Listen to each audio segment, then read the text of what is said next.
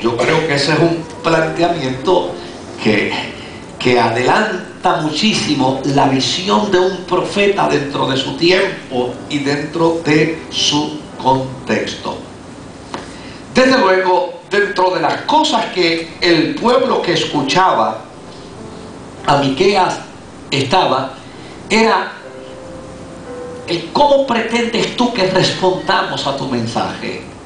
¿Qué cosas tú esperas que nosotros hagamos después que tú emites un oráculo?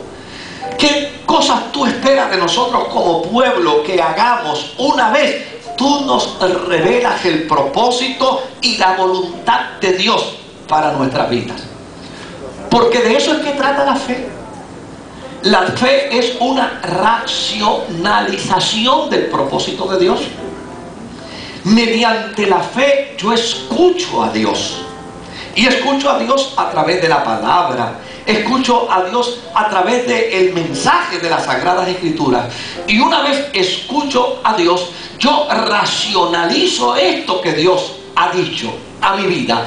Lo tomo como palabra de Dios para mí.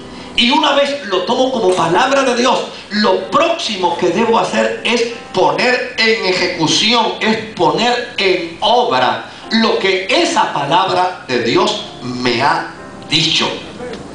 Y esta era la pregunta de los oyentes de Miqueas. Ven acá, te estamos escuchando predicar, te estamos escuchando decir cosas con respecto al propósito de Dios para nuestra vida, pero a fin de cuentas, ¿cómo yo implanto eso en mi carácter? ¿Cómo yo implanto esto en mi vida? ¿Cómo yo implanto esto en mi ser para cumplir con el propósito de Dios? Era algo así como: si yo supiera lo que Dios quiere de mí, yo se lo daría. Es algo así como si Dios me hablara y me dijera qué es lo que Él quiere de mí. De hecho, hay personas que yo no tengo la menor duda de que si en un momento dado escucharan la voz de Dios de manera audible, estarían dispuestos a hacer lo que Dios les pide.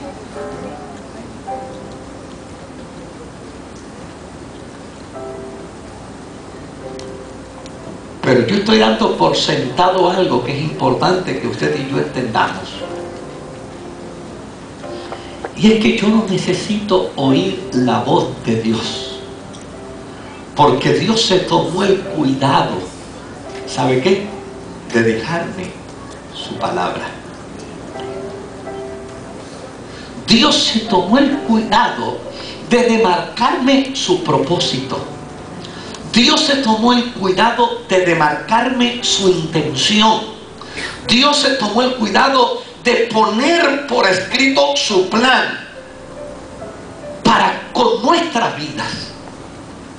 Por lo tanto, cuando yo voy a la palabra de Dios, es la voz de Dios la que está hablando a mi vida. Y yo no necesito de ningún elemento, créanme, no lo necesito. Yo no necesito de ningún elemento supranatural para entender que las Sagradas Escrituras es la palabra de Dios para mí.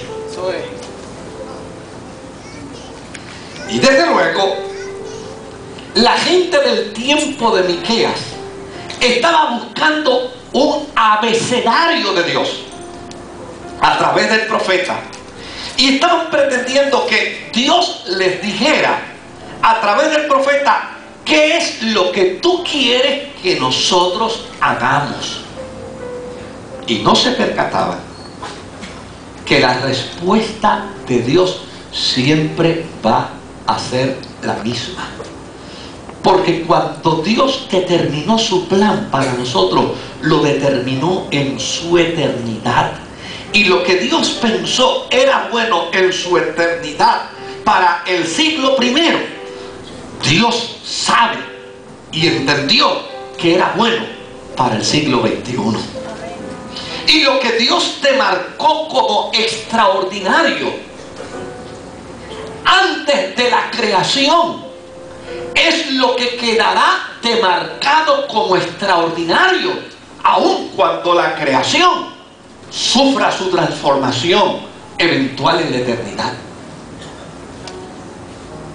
Por eso la Escritura dice: Dios no es hombre para mentir, ni hijo de hombre para arrepentirse.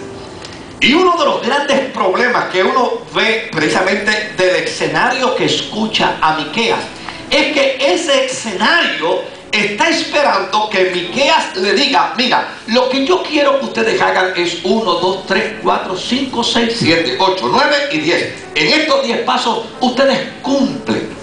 Y tal vez ellos estarían esperando 10 pasos nuevos. Pero ¿sabe algo? La revelación de Dios ha sido dada al ser humano dentro de su conciencia natural.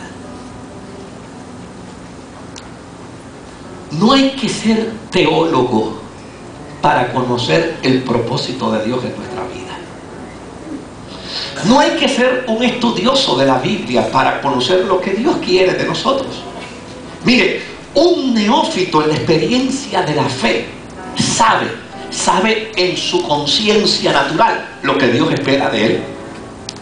Y una persona no creyente, es más, mucha gente no creyente no dan el paso para creer. ¿Saben por qué no dan el paso para creer? Porque están conscientes de las cosas que Dios espera de ellos y ellos tienen dificultad porque piensan que tal vez no las puedan cumplir.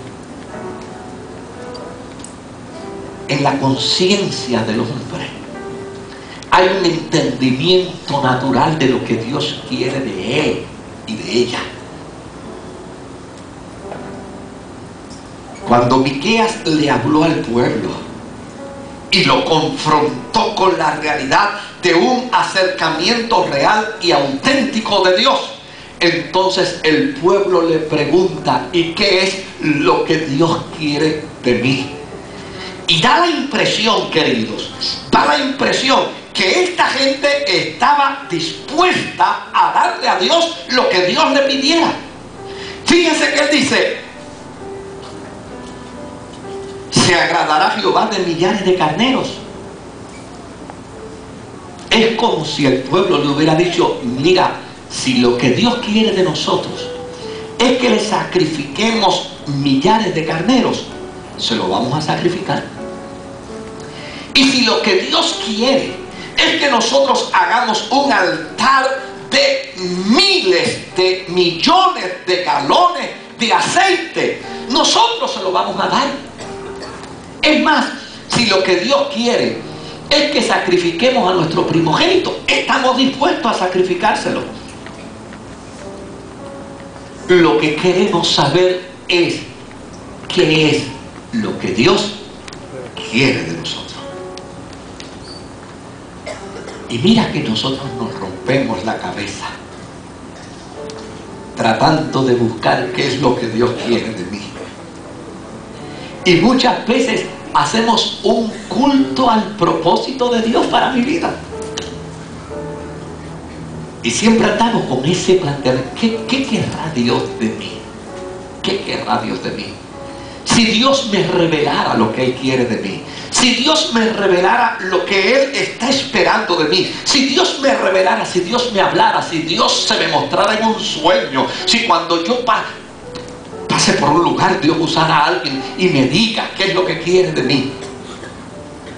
Y hacemos de esa experiencia el anhelo de un culto sacro para conocer el propósito de Dios.